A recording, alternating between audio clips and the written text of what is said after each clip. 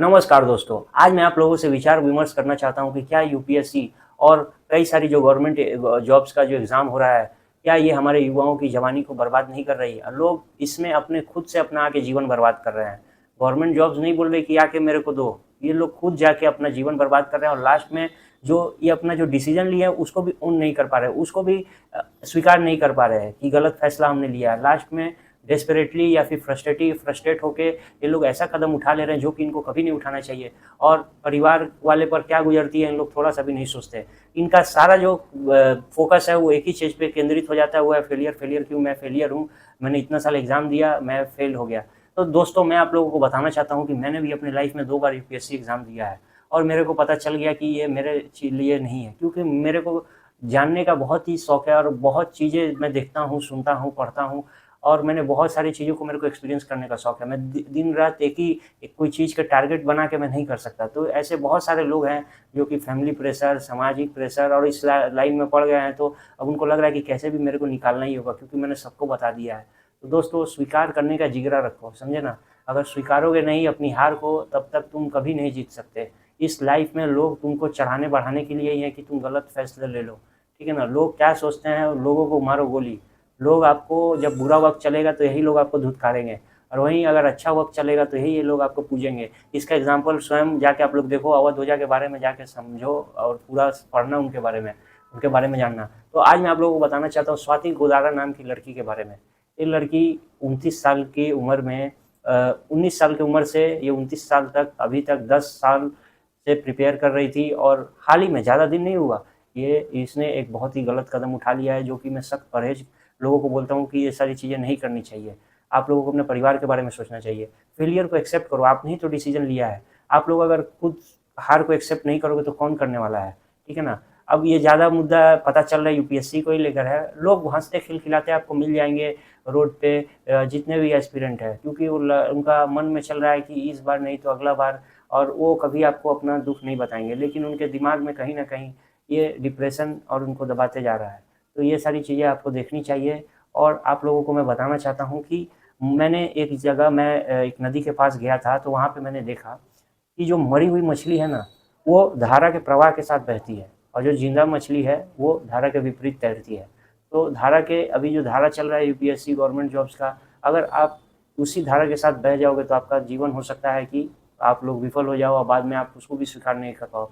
लेकिन अगर आप लोग ज़िंदा हो, आप लोग के अंदर करेज है कि आप एक्सेप्ट करते हो कि आपने इतना साल बर्बाद कर दिया, तो मैं विश्वास देता हूँ कि आप अब कुछ ही दूर हो। अपनी जो चीज़ें जो समझ लेता है ना कि नहीं, मैं जो अपने आप को पूरा समझ लेता है कि हाँ, मैं गलत चीज़ें कर रहा हूँ, तभी से उसका सही दिशा शुरू हो जाता है उसके लाइफ में। तो इसीलिए मैं ये वीडियो बना रहा हूँ और बहुत लोग बोलेंगे कि आप गलत बोल रहे हो। बहुत तरह की वैकेंसियाँ निकलती है, बहुत लोगों का होता भी है। अभी टीचिंग पोस्ट में बहुत सारे बिहार में नियुक्तियाँ हुई तो बहुत सारे लोगों को लग गया। खैर ये बहुत ही अच्छी बात है, लेकिन आप लोग देखो कि टीचिंग के लिए तो सारे लोग नॉर्मल ग्रेजुएट्स ज़्यादातर हैं मार्केट में, वो भी बेरोज़गार। तो वो लोग तो टीचिंग के लिए नहीं कर सकते जो बीएड किए हुए हैं, फिर डीएड करते हैं, जो अलग-अलग जिनको पहले से आइडिया रहता है, वो लोग वो सब निकाल रहे हैं, उनको मिल जा रही है। टीचिंग में भी आप अप्लाई कर सकते हो। टीचिंग में चांसेस थोड़ा ज़्यादा है, कोई भी स्टेट में आप देख लो, क्योंकि हमेशा टीचर्स की पोस्ट निकलती रहती है। अब मैं आपको बताता हूँ कि सरकारी नौकरी का आप लोगों को इतना क्यों आप लोगों को ये हुआ है। ये एक तरह से सामाजिक माने माहौल है और पारिवारिक भी प्रेशर रहता है, क्योंकि जो लोग आज से 50 साल या 30 साल पहले उन लोगों का जब जॉब लगा था बहुत ही कम पैसा था, 4,000, 6,000, 10,000, 12,000, और आज के डेट में उनकी तनख्वाह, अब वो 50 की उम्र में है तो उनका तनख्वाह हो गया है 90,000, 1 लाख, 1.5 लाख रुपया। और जो पुराने खिलाड़ी हैं जो रिटायरमेंट हो गए थे 2005 में, 2010 में, तो उन लोगों का सैलरी आप लोग जाके देखो, उन लोगों को पेंशन मिलता है करीब 90,000 रुपया। मतलब उस टाइम मैंने उन्होंने जब से छोड़ दिया, और उनका पेंशन भी इस प्रकार से है, पेंशन तो अभी फ़िलहाल बंद हो चुका है, लेकिन उनका पेंशन इस प्रकार से है कि वो एक और एज माने जितना ज़्यादा वो बूढ़े होते जाएँगे उतना उनको कुछ ना कुछ इंक्रीमेंट मिल जाएगा। मेरे जानने वाले में एक हैं, वो बहुत करीब है मेरे, वो उनका जो पेंशन है वो 80,000 रुपये के करीब में है। तो आप लोगों को समझना चाहिए वो दिन चले जा चुके हैं। अब आप जब जॉब जॉइन करोगे तो आपको स्टार्टिंग सैलरी अच्छी सैलरी मिलेगी, मैं बताना नहीं चाहूँगा, जो आप तैयारी कर रहे हो उसके हिसाब से मिलेगी, लेकिन लॉन्ग टर्म की आप देखो तो आपकी ज़्यादा नहीं बढ़ेगी। वही आप लोग 50 लाख 60 लाख का पैकेज में जो कॉर्पोरेट में आप लोग जा सकते हो, तो वो आप नहीं कर सकते। कॉर्पोरेट में भी यूपीएससी ही की तरह मेहनत करना पड़ता है। तो इसमें क्या है कॉर्पोरेट में कि आपको रेगुलर लर्निंग है, रेगुलर, इसमें नहीं रुकने वाला। लेकिन यहाँ पर एक ही चीज़ को बार-बार अलग-अलग तरीके से एग्ज़ाम बना के कि एक बार क्लियर हो गया तो लाइफ सेट है, लेकिन वहाँ पे ऐसा नहीं है। तो आप लोगों को चॉइस करना है कि जो एनर्जी आप यहाँ वेस्ट कर रहे हो, वो कहाँ वेस्ट कर सकते हो। अब लोग पूछेंगे कि ये नहीं करें तो क्या करें? तो बहुत सारे ऑप्शंस हैं, मैं आज आप लोगों को थोड़ा-सा अपना बताना चाहता हूँ कि मैंने भी अपने लाइफ में बहुत 5 बार सीजीएल दिया है, सीएचएसएल, एमटीएस और यूपीएससी 2 बार दिया है और भी बहुत सारे एग्ज़ाम आरआरबी, एनटीपीसी बहुत सारे एग्ज़ाम हैं मैंने दिए हैं। तो मैं आप लोगों को बताना चाहता हूँ, उसके बाद मैं विप्रो में भी काम किया, उसके बाद से मैंने अपने वीडियो में डाला भी है 2-4 कंपनियों के बारे में मैं। तो ये आप लोग चैनल को मैं होप करता हूँ कि मैं अब यूट्यूब चैनल खोला हूँ और यहाँ पे वीडियो डालता हूँ, अगर आपको अच्छा लगे तो प्लीज़ सब्सक्राइब कर देना दोस्तों। और यहाँ पर मैं अपना एक्सपीरियंस शेयर करता हूँ क्योंकि देखो ज़िंदा आदमी को, जैसे मैंने अभी एग्जांपल दिया ज़िंदा मछली का, तो उसको विरोध भी करना चाहिए जो गलत हो रहा है, धारा के विपरीत बहो। अब सब वहाँ जा रहे हैं, वहाँ जाके क्या करोगे? वहीं तो ये है, वहीं पे तो फँस जाओगे जाके, समझे ना? जब मछुआरा आटा डालता है, वहाँ पे सारी मछलियाँ जा रही हैं और जो मछलियाँ जो जिनके मुँह में फँस जाती हैं या फिर जाली में फँसा लेता है, अब सब वहाँ जा रही है, उसके पीछे-पीछे आप देखोगे बहुत सारी मछलियाँ चली जाती हैं। जो नहीं जाती वो समुद्र में रह जाती हैं और अपना जीवन जीती हैं। तो हर चीज़ एक पिंजरा ही है, सरकारी हो चाहे प्राइवेट हो, और करना तो पड़ेगा ही, लेकिन आप लोग गलत जगह अगर पत्थर मारोगे तो उससे कोई फ़ायदा नहीं है। अब मैं आप लोगों को बताना चाहता हूँ कि बीपीओ भी बेस्ट है, बीपीओ में भी ग्रोथ होती है। बहुत लोग बोलते हैं बीपीओ बहुत थर्ड क्लास है, ये है। आप एक बार करके देखो, आपके पास ऑप्शन नहीं है तो 1 साल, 2 साल, 6 महीना जितना बंदगी करना पड़े, लेकिन वहाँ करोगे तो आपको रास्ते मिलने शुरू हो जाएँगे। वहाँ के लोग आपको मिलेंगे, आपको लगता है कि आप ही सारा दुनिया जानते हो, ऐसा नहीं है। मैं जब विप्रो में काम करता था, मेरे को इतना लोग मिले कि आप विश्वास नहीं करोगे। इतने अलग-अलग बैकग्राउंड से इतनी-इतनी चीज़ें मेरे को पता चली कि ओह! ऐसा भी होता है, लोग ऐसे भी करते हैं, इतना भी ऐसे-ऐसे भी एजुकेशन लिए हैं, ठीक है ना? तो ये सारी चीज़ जानने मिलती है और वो कहाँ जा रहे हैं, वहाँ पे आपको कोई दोस्त मिल जाएगा वो बाहर जाने का, विदेश जाने का, या फिर कैसे क्या सर्टिफ़िकेशन कर रहा है, क्या बहुत सारी आपको और बहुत अच्छी यादें बनेंगी और उसके बाद आपको अपने आप रास्ता मिलना शुरू हो जाएगा। लेकिन आपको बस ये है कि अपना जो आप गलत जगह में हो, वहाँ से आप लोग दूसरे जगह में एफर्ट मारना शुरू करो।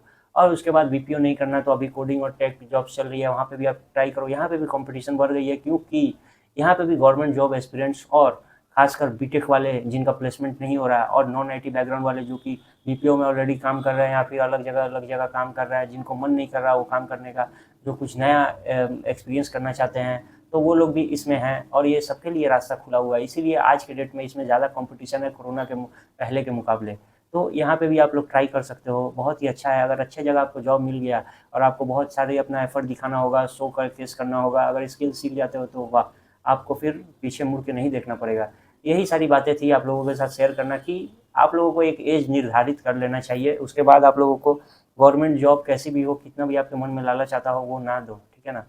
ऐसा मैंने देखा है और हाल ही में मैंने एक वीडियो डाला है जो कि काफ़ी लोगों को पसंद आया। अगर आप नहीं देखे तो यहाँ पे कहीं मैं डाल दूँगा, आप लोग ज़रूर जाके देखना। वो एक ऐसे 30 साल के बंदे ने अपने पूरे लाइफ़ को चेंज कर दिया। वो यूपीएससी नहीं देता था, आप लोगों की तरह अच्छा भला मानुस भी नहीं था, वो पूरा खत्म हो चुका था, वो पूरा बर्बाद हो चुका था। जब वो लड़का कर सकता है तो आप लोगों में तो पूरा समझदारी और होशियारी कूट-कूट के भरा हुआ है, ठीक है ना?